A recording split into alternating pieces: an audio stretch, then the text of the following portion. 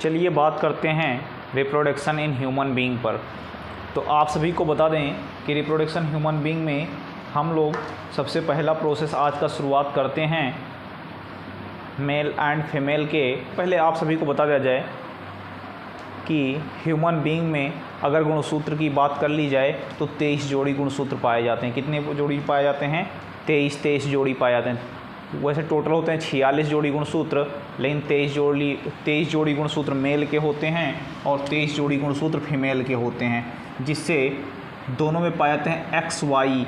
यदि X mail का आए और X फीमेल का आ जाए तो उससे बनते हैं गर्ल, यानी कि फ़ीमेल बन जाती हैं। और अगर Y मेल से आ जाए और X फीमेल से आ जाए तो उससे बन जाते हैं बॉय, यानी कि लड़के बनते हैं।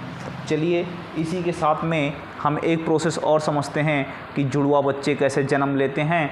तो इसके बच्चे में हम बता दें कि जब ओवरी, ये हमारी फिगर बना हुआ है ओवरी में की, और ओवरी में जब स्पर्म क्या करता है, एक के साथ डिफ्यूज़ होता है, फ्यूजन करता है, तो फर्टिलाइजेशन करता है, तो उसे एक बच्चे होते हैं, एक बेबीज़ होते हैं। और जब कोई स्पर्म इस तरह से रखे हों, जब कोई स्पर्म एक ओवरी में यानी एक अंडे में इस तरह से डबल स्पर्म एंट्री कर जाएं तो फिर क्या होते हैं? जुड़वे। अब देखो, जब डबल स्पर्म फ्यूज करेंगे, इसे डबल स्पर्म फ्यूज करेंगे तो इनका फेस जो है एक जैसे नहीं मिलेगा, फेस थोड़ा अलग अलग होगा। कैसा होगा? फेस थोड़ा अलग होगा, क्योंकि आप सभी लोग जो यदि माइक्रोस्कोप को रख करके देखा जाए तो स्पर्म जो होते हैं उनकी शेप साइज़ डिफरेंट होती है, इसलिए इनके फेस सेम नहीं मिलते जुलते होंगे। लेकिन यदि दो ओवरी यानी दो अंडे एक साथ रखे हों, दो ओव्यूम एक साथ रखे हों, दो ओव्यूम एक साथ रखे हों जिसमें एक ही स्पर्म एंट्री कर जाए तो उसका फेस कटिंग सेम एक जैसा होगा, एक ही जैसा उसका फेस कटिंग होगा। ये नहीं कि ज़रा सा भी डिफरेंट पाया जाए, एक जैसे सेम फेस कटिंग होगा, ज़रा सा भी डिफरेंस नहीं पाया जाएगा। तो ये रहा। और ये पहुँचेंगे कैसे? ये है हमारा पूरा ओवरी का सिस्टम। ये है ओवरी का सिस्टम। ओवरी इस तरह से होता है, इसको बोलते हैं यूटरस, और इसको बोलते हैं यूटरस। और ये जो हमारी सिस्टम है यहाँ से इस तरह से बनाया गया है, इसको बोलते हैं फैलोपियन ट्यूब। इसको क्या बोलते हैं? फैलोपियन ट्यूब बोलते हैं। जो ये पूरा सिस्टम है इसको बोलते हैं फैलोपियन ट्यूब। और ये यहाँ पे ये फैलोपियन ट्यूब में ही यहाँ पे होती है ओवरी, जहाँ पे निर्माण होता है ओवम का। जहाँ पे निर्माण किसका होता है? ओवम का निर्माण ओवरी में होता है। और यहाँ पे अब आइए बात कर लेते हैं मेंस्ट्रुएशन लाइफ साइकिल की। तो मेंस्ट्रुएशन लाइफ साइकिल जो कितने दिन का होता है? 28 से 29 दिन का होता है।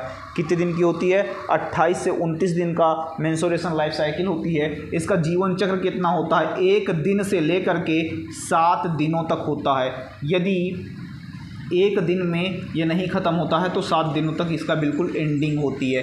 अब मान लीजिए जब ओवरी में ओव्यूम बनती है, ओवरी में ओव्यूम बनता है तो ये इससे ओवरी से बाहर निकलकर फैलोपियन ट्यूब में आ जाता है। किस में आता है? फैलोपियन ट्यूब में आता है। और फैलोपियन ट्यूब से होकर के जब यहाँ से स्पर्म एंट्री मार के यहाँ पहुँचते हैं और इस ओवरी से ओव्यूम से टकराते हैं तो इनका फर्टिलाइजेशन हो जाता है। और फर्टिलाइजेशन होने के बाद में ये अपने शरीर का विकास करना स्टार्ट कर देते हैं, जिसको जैमेट, फर्टिलाइजेशन के बाद में उस प्रोसेस को कहते हैं जैमेट्स, यानी युग्मनज कहते हैं। इसको फर्टिलाइजेशन को युग्मक कहते हैं और उसको युग्मनज कहते हैं। तो इस प्रकार से यहाँ पे फर्टिलाइजेशन होता है और इसका लगभग 28 से 29 डेज होता है। और जब इसमें यदि मान लो कि कुछ फीमेल की मैरिज नहीं हुई होगी तो क्या होते हैं? ये डेड हो जाते हैं, डिस्ट्रॉय हो जाते हैं। तो ये ब्लीडिंग करके यहाँ से फॉल कर जाते हैं। तो इस साइड में मान लीजिए जनवरी में इधर बन रहा है तो फरवरी में इधर बनेगा, फरवरी में इस डायरेक्शन में बनेगा, फरवरी में इस डायरेक्शन में बनना शुरू करता है। अगर जनवरी में इधर बन रहा है तो फरवरी में इधर बनेगा। आइए अब और इसमें यहाँ यूट्रस से फैलोपियन ट्यूब तक पहुँचने के लिए यहाँ तक ओवरी के पास लगभग 7 ml स्पर्म की आवश्यकता होती है। कितने? 7 ml। तब उसमें से जाकर, और ये इतने सूक्ष्म होते हैं कि इसको माइक्रोस्कोप से देख सकते हैं, माइक्रो। और एक जिसका माइटोकांड्रिया, अब ये जो पूंछ पाया जाता है, पूंछ होती है माइटोकांड्रिया, जिसकी पूंछ माइटोकांड्रिया मजबूत होगी वो अपने गंतव्य तक पहुंच पाएगा, और जिसका पूंछ मजबूत नहीं होगा, ताकत नहीं होगी, वो अपने गंतव्य तक नहीं पहुंच पाएगी। और हाँ, कुछ फीमेल में जो होते हैं फैलोपियन ट्यूब जो होती है ये बहुत चिपकी हुई होती है, इसकी वजह से भी नहीं पहुँच पाता है। यानी दोनों में, या कब नहीं पहुँचेगा, या तो इसका माइटोकांड्रिया मजबूत नहीं होगा फिर नहीं पहुँचेगा, अन्यथा फैलोपियन ट्यूब की पाइप, जो फैलोपियन ट्यूब की जो साइज होती है वो बहुत, फैलोपियन ट्यूब की या तो साइज बहुत कम होगी, इसलिए वहाँ तक नहीं पहुँच पाएगा। इस प्रोसेस को करने के लिए या फिर डॉक्टर से एडवाइस लेते हैं तो वहाँ पे करते हैं टेस्ट ट्यूब से के माध्यम से, टेस्ट ट्यूब के माध्यम से फर्टिलाइजेशन कराते हैं। अब टेस्ट ट्यूब के माध्यम से कैसे फर्टिलाइजेशन कराएंगे? यहाँ से ओवरी से होकर के ओवम निकाल लेते हैं, ओवम को निकाल करके एक टेस्ट ट्यूब में डाल देंगे, फिर क्या करेंगे, मेल से स्पर्म लेकर आएंगे, उसको भी यहाँ पे रख देंगे, फिर इसे फर्टिलाइजेशन करा देंगे। अब जब फर्टिलाइजेशन हो जाएगा तो फर्टिलाइजेशन हो जाने के बाद में इसके बाद फिर डॉक्टर के पास कुछ इंस्ट्रूमेंट पाए जाते हैं, औजार होते हैं, जिस औजार के माध्यम से इसको पुनः यूट्रस में डाल देते हैं। और क्योंकि इनका बच्चों का जो पालन पोषण होता है वो यूट्रस में ही होता है। किस में होता है? यूट्रस में होता है। इसी में बढ़ेंगे, इसी में, क्योंकि बाहर अब उसको अगर मशीन में रखते तो मशीन में तो उसको किसी प्रकार का भोजन मिलेगा नहीं, खाना पानी कहाँ से मिलेगा? खाना पानी वहीं से मिलेगा, उसके मदर सेल से, क्योंकि मदर सेल जो खाएंगे उसी के माध्यम से इनकी यूट्रस में, इनके पाइप के माध्यम से इनके शरीर में आता है, और वो उसको एब्जॉर्ब करते रहते हैं और शोषित करते रहते हैं लिक्विड के माध्यम से। जैसे माइटोकांड्रिया क्या करती है, स्टोर करती रहती है लिक्विड को, और आवश्यकता पड़ने पर वो ऑक्सीजन को एटीपी से एडीपी में ग्लूकोज को तोड़ करके और पूरे शरीर में ब्लड के साथ मिक्स करके सर्कुलेट करता रहता है। तो ठीक इसी प्रकार से इसमें भी पाइप के माध्यम से आता है। आइए आगे हम बताते हैं कि उस पाइप का क्या नाम है।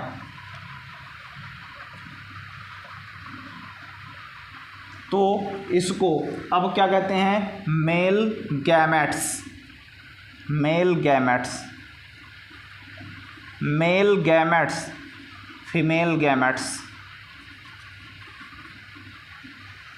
मेल गैमेट्स को नर स्पर्म बोलते हैं, फीमेल गैमेट्स को मादा ओवम बोलते हैं। होता है युग्मक का निर्माण 2 से 3 दिनों तक होता है, और जिससे इस ओवरी में मदर सेल से भोजन आता है उसको कहते हैं प्लेसेंटा, उसको कहते हैं प्लेसेंटा, प्लेसेंटा, और या हिंदी में गर्भनाल बोल।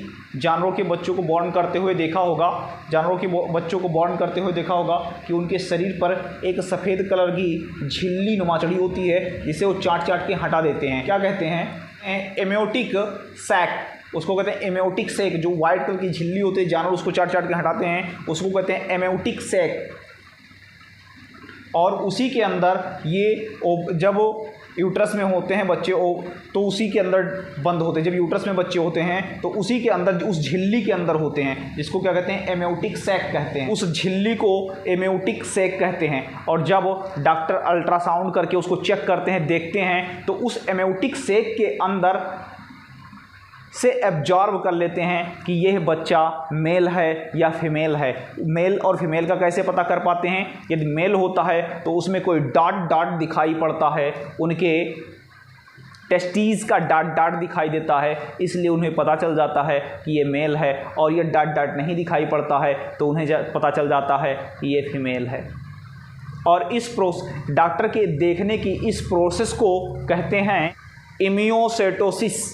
डॉक्टर के देखने की इस प्रोसेस को कहते हैं इम्यूनोसाइटोसिस, कहते हैं इम्यूनोसाइटोसिस विधि कहते हैं।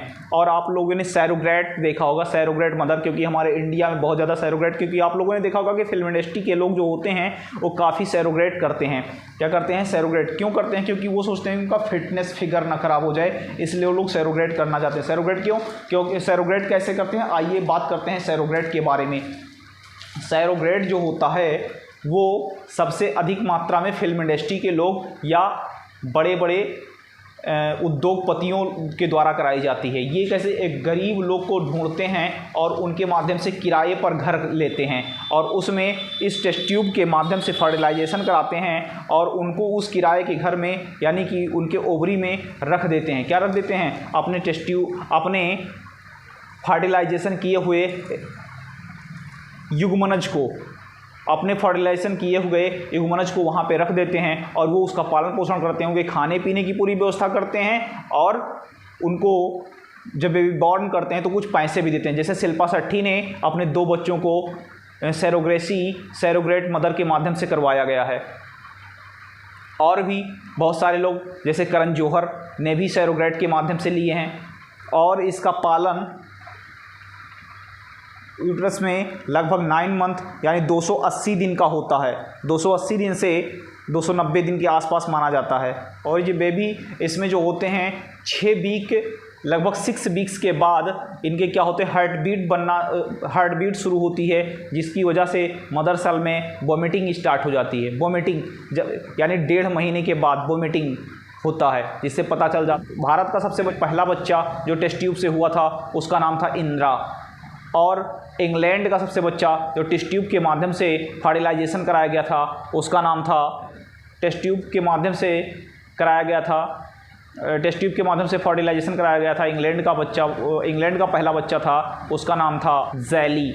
इसको क्या कहते हैं? फैलोपियन ट्यूब कहते हैं। अब आप लोगों ने और देखा होगा कि कुछ लोग में कई सारे बच्चे होते हैं, ट्यूब में सड़न होना स्टार्ट हो जाता है। क्या हो जाता है? फैलोपियन ट्यूब में सड़न होना स्टार्ट किया जाता है। तो डॉक्टर क्या करते हैं? इस फैलोपियन ट्यूब को काट देते हैं और काट के निकाल देते हैं। तो इसको क्या कहते हैं? और इस फैलोपियन ट्यूब कहते हैं ना, तो उसको कहते हैं ट्यूबोकाट। क्या कहते हैं? ट्यूबोकाट। यानी फैलोपियन ट्यूब को काट देते हैं ना, तो इसलिए उसको कहते हैं ट्यूबोकाट। सैरोगेसी का सिस्टम सबसे ज़्यादा भारत में ही कराया जाता है। ओडिशा में बहुत अधिक कराया गया था।